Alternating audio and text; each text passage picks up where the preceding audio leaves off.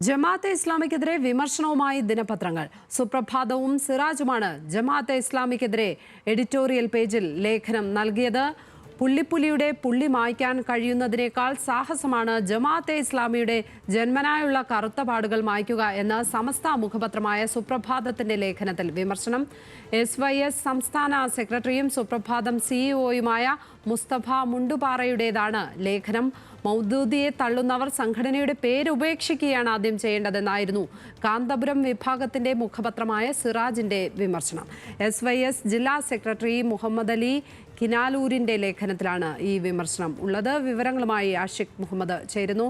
ആഷിഖ്, എന്തായാലും ജമാഅത്തെ ഇസ്ലാമിക്കെതിരെ മുസ്ലിം സംഘടനകൾ ഒന്നിക്കുന്നു എന്ന് തന്നെ വേണം മനസ്സിലാക്കാൻ, അല്ലേ?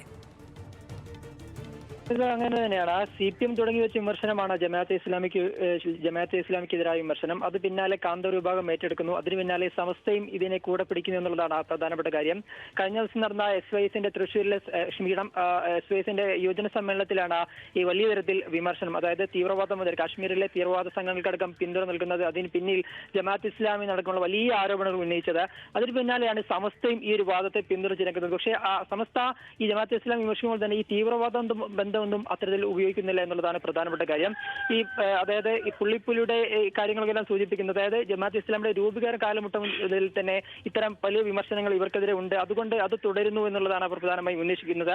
അതേസമയം ഇവരുടെ ഇരട്ട നിലപാട്, അതായത് RSSുമായുള്ള ഡീലും മതരാഷ്ട്രവാദം സ്ഥാപിക്കുന്ന കാര്യം പറയുന്നുണ്ട്. അത് രണ്ട് തരത്തിൽ അവർ RSSുമായി പല വിഷയങ്ങളിൽ ഒരു ഡീലുള്ള സമയത്ത് തന്നെ മതരാഷ്ട്രവാദം എന്നൊരു കാര്യവും ഇവർ ഉയർത്തുന്ന കാര്യം പറയുന്നുണ്ട്. ഈ കേരളത്തിൽ ഒരടി പോലും ജമാഅത്ത്, അതായത് വളരെ 100 മഹല്ലുകളിലും സ്വന്തമായില്ലാത്തവർ ജമാഅത്തെ ഇസ്ലാമിയാണ് ഇത്തരത്തിൽ വലിയ സംഘടനയാണെന്ന് അവകാശപ്പെടുന്ന ഒരു കാര്യവും ഈ ആഷിഖ് റഹ്മാനാണ് കോഴിക്കോട് നിന്നും വിവരങ്ങൾ പങ്കുവച്ചത്.